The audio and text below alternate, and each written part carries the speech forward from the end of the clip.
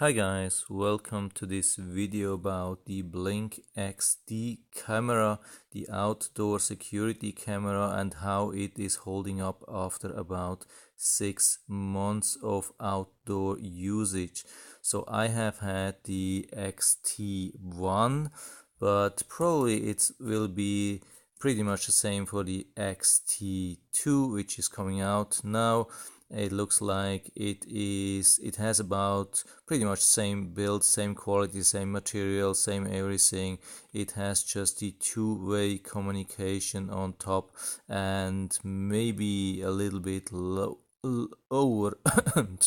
lower power consumption and or optimized power consumption, which should be good for 2 years instead of probably 1 year. So but I thought, yeah, the old one is already good for 2 years. So anyway, yeah, what I'm showing you is how it looks, of course, the camera after 6 months outside, and how it behaves. How are the pictures compared to a new one? How is the communication doing compared to a new one? Is there any difference at all? So we start from here. We are on the app, so that's the reason why I'm recording everything on portrait and not landscape. I'm sorry for that, because I am on my phone. That's the app, and I'm showing everything here. So I have the old camera and I have the new camera here installed, and I have both running since a couple of days on the same setting. And yeah, here we start a little bit with the communication. When we go down with the old camera, we can see now it is camera to Wi-Fi. It's on signal strength level 2, and camera to sync module is on a 3. So I have never been able to find out which is what, because that's just one communication from the camera, and the camera is communicating with actually the sync module. The camera is not communicating with the Wi-Fi, just the sync module is communicating to the Wi-Fi, so I don't know what that is. So for me, camera to sync module here with that's the old one, and it's a 3, and that is good because it is about 25 yards outside from my home, which is not too bad. So doing same thing with the new one, and when we go down we can see it is on the same level. Just camera to Wi-Fi has a different level. I have tried this test many times, so this is of course a live test, but I have seen really similar signal strengths for the new and the old one. I haven't seen any major difference. You can do this test 10 times. Sometimes one camera is lower, sometimes one camera is a little bit higher. So I didn't notice any major difference in signal strength after 6 months, even with all the outside torture. I mean, the extreme heat and humidity and rain and whatsoever. So it seems it hasn't changed anything. That's good so far. I have to tell you that both of these cameras, the new and the old one, they are running on lithium batteries, brand new lithium batteries, which is important to have lithium batteries and not using alkaline batteries, especially when you are running them in cold weather or hot weather. As long as you are in maybe 60, 70, 80 degrees Fahrenheit, it shouldn't be a difference between alkaline and lithium batteries. But if you go lower or higher, then make sure that you're using lithium batteries, so you will have a constant level of power. So that's really important. Now let's get to the picture quality. Here we have unfortunately on this screen you see one camera is pointed to the left, one is to the right, but as you can see already, there's a little bit of difference. I would say the green with the new camera is a little bit better than with the old camera, but it's really just a really fine difference. So the thing is, when I was checking how much old and new camera have been triggered, last night I had them pretty much in sync. Now this is the first time I'm checking the footage for today, and it looks like the old one is triggering more than the new one. That's a little bit surprised. Last night I had them almost perfectly in sync. Every time when the old one was triggering, also the new one was triggering. I have them on exactly same settings, and I couldn't find yesterday any real difference that was here. As you can see, there's always old, new, old, new, old, new. I mean, almost perfectly. And when you look at the footage, I mean, yeah, I don't know if you can see something here. Yeah, so here we have a footage. That first is the old one, and here we have the same footage with the new camera, and I cannot really see any kind of difference or looks, especially during the night. There is almost no difference at all. When it comes to daytime footage, then here we have the old one. So you can see the colors in bright sunlight are a little bit almost too bright. And here you have the new camera, and it looks like it's a little bit darker. So it looks, maybe, I don't know if they have changed the camera lens protector, or in the old one it's just a little bit like it was wearing out. I mean, it was pointed, or it was the camera lens was in direct sun maybe about 10% of the whole time. Yeah, I mean, it's definitely a good thing if you are trying to avoid direct sunlight into the camera lens, as it is for every camera, of course.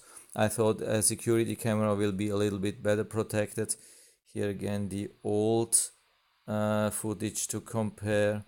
Yeah, I mean, I have had a lot of security cameras, and I haven't noticed a lot of problems with direct sunlight, but it is a known fact that direct sun can really hurt the sensor in the camera, and maybe that happened a little bit, or maybe there was something in the lens. I mean, I will show you how it looks now, and it looks a little bit different, so maybe this is coming from there. So you can really see it has a little bit deeper colors, deeper yeah, it is not so bright. This is a little bit brighter, the old one. The new one looks like it has a little bit darker picture, and a little bit better color, a stronger green, but it's really super hard to say.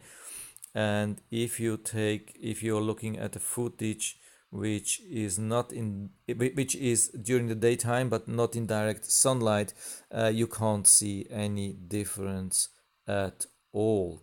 So let's go to the pictures of the camera itself. So here we have the camera as it is after about 6 months, and as you can see, this is no dirt, this is just as it is. I mean, I have been cleaning it with a damp towel as far as possible, and this is as it is now. So it looks like it got some stains over time, I don't see any major cracks or something like that. Here at the button you can see something. Maybe we have even a little bit a closer look. Yeah, it's hard to see, so I go again here. As you can see, hope you can see where I'm clicking here at this position here. There is a little bit something, and I think it's coming from a squirrel which I had. I mean, we have a lot of squirrels, and I had a footage when a squirrel was trying to eat the camera. It was clearly, I could easily hear the sound of the teeth on the camera. I had somebody telling me that he has lost two cameras because they have been eating not at the edge of the camera but in the center where the infrared sensor is, like where I'm pointing here in the center, because it's a little bit standing out of the camera. It's round. It looks like a knot, some like a black knot, and he has experienced that two times. A squirrel bite into that and ruined the infrared sensor, and the camera was destroyed.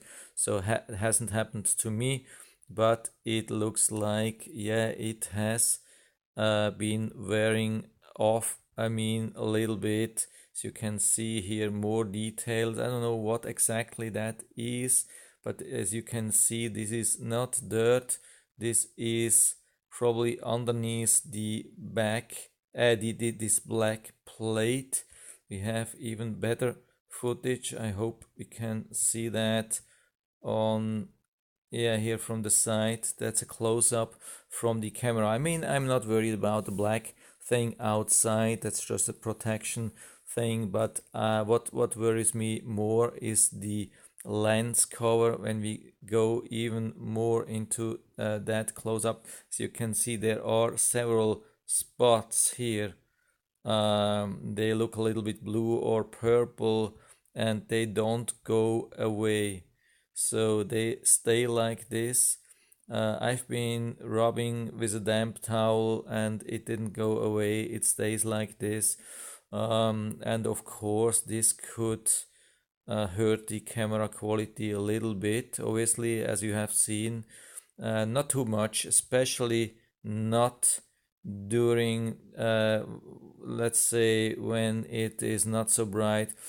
When we have really strong sunlight, then there is some really small influence.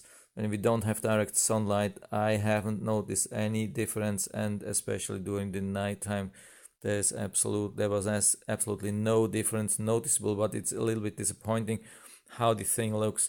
I hope they will improve that over time. I don't know if it's any better with the Blink XT2, but I assume that they haven't changed that, because there was nothing about that in the description. But I would definitely recommend to make sure that you don't hit the camera with irrigation water, because that happened with me in my yard.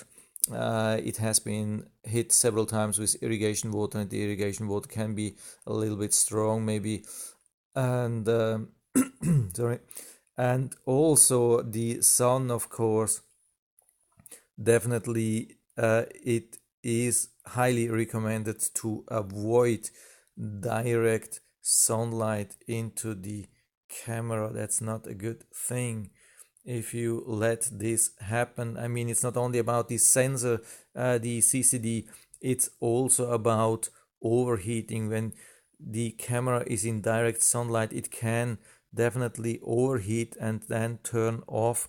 Usually it will come back. I have heard about from other people, they had this. Usually the camera came back, but it's not a good thing when it overheats so much that it doesn't work anymore. At some point it will fail completely, so it's a good thing to avoid that. I think these were the pictures from the camera. So in general it doesn't look too bad. I mean, I have to admit, I had the camera was dropped down once because a squirrel was climbing on it, and so I have attached it now a little bit better.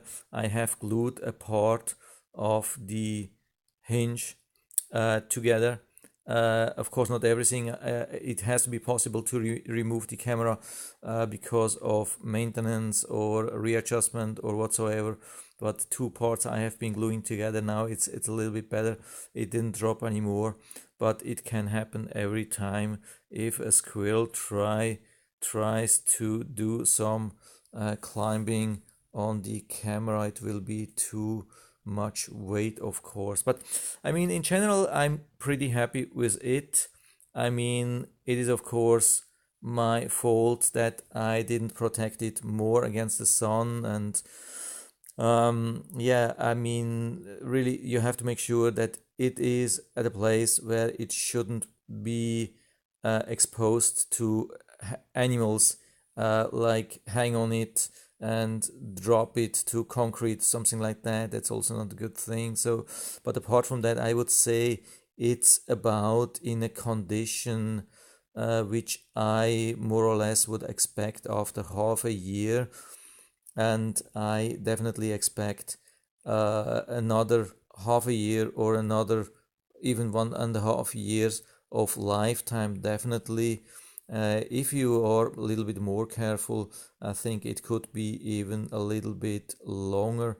It really depends on how you protect this camera. I mean, it's an outdoor camera, it's waterproof, it's everything, but doesn't mean that you can drop it on the floor and have it in direct sunlight all the time. That's not a good thing. So apart from that, I'm quite happy with the camera. I mean, it has delivered really super interesting footage, which I have never been able to capture without this camera. So it paid for itself. I mean, not financially, but I mean, just the footage which I got in my backyard. I have during the day, I haven't seen many animals, and during the night I have seen with this on this camera, on the footage of this camera, I've seen everything from squirrels. I mean, squirrels are usually there only during the day, but there are so many opossums, raccoons, armadillos. There is, yeah, even more. I mean, there are so many animals. It's really super interesting to watch what I do during the night. And I'm currently not using it as a security camera because I have the Wise cameras directly on my windows pointing out, and these are my security cameras. This is more like a deer camera, but of course it will work like as a security camera as well. Every time when I go out and feed the animals there in front of the camera, it does capture this thing as well, so it is gets triggered by because of me walking in front of the camera. So no complaints about that. It's not perfect, of course. Even when you go to the reviews on Amazon and so on, you will find every now and then people complaining about that, but I think the majority is really happy. I've heard about people having 5 or 10 of these cameras.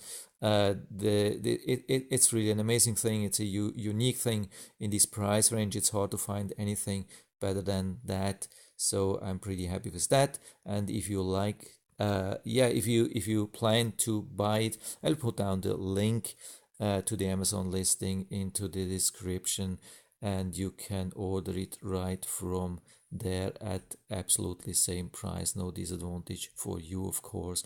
It's just a small appreciation for my channel if you're using that link. So yeah, that's it for now. Actually, I hope I was able to help you a little bit with that. If you have any questions or comments, or if you have made a different experience with this camera, so just write to the feedback area below, and I'm always happy to talk about these things. And if you like the video, give me a thumbs up, subscribe my channel. Thanks for watching, and see you next time.